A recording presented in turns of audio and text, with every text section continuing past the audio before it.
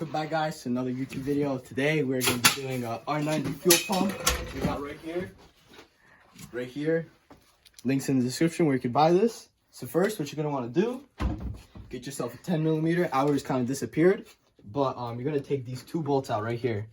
It's 110, which you can see we took them out right here, the 10s, and then you have all these clips on the coolant lines, right? So you loosen this one and you take this one out, and then this just pops right out. Very hard to get this out, but it's 3 13mm that go on here, and then you take all the fuel lines off. That one we're still gonna take off, don't worry.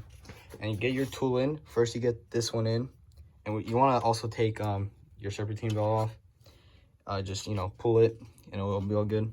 So you get this one in, and then you get this one, and you tighten both of them till they touch.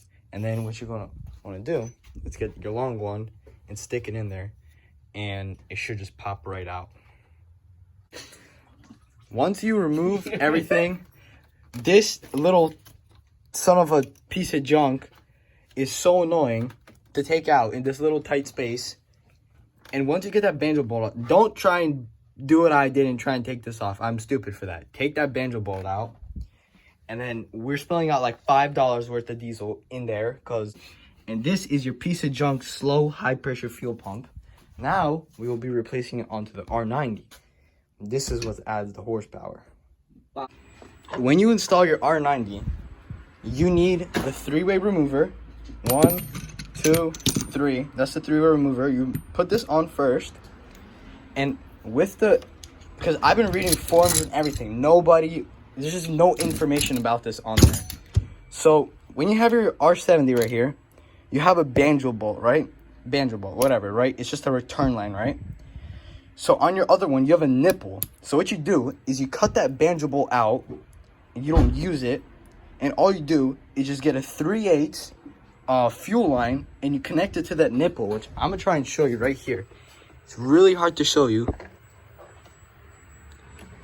but this T right here, or the one below it right there, right where my light is touching, right there, that's where the banjo bolt went in the back, right there.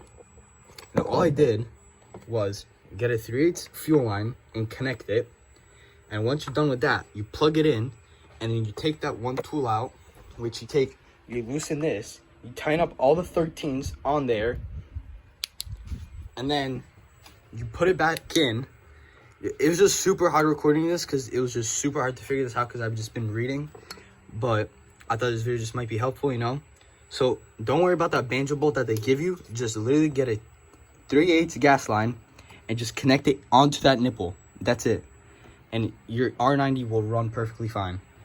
And then, you know, you just tighten up the 13s, you tighten up back up that 17, you tighten up this coolant line, you just put that back on with the two 10s, and then you put your intake manifold back on with your delete and everything, and that's it.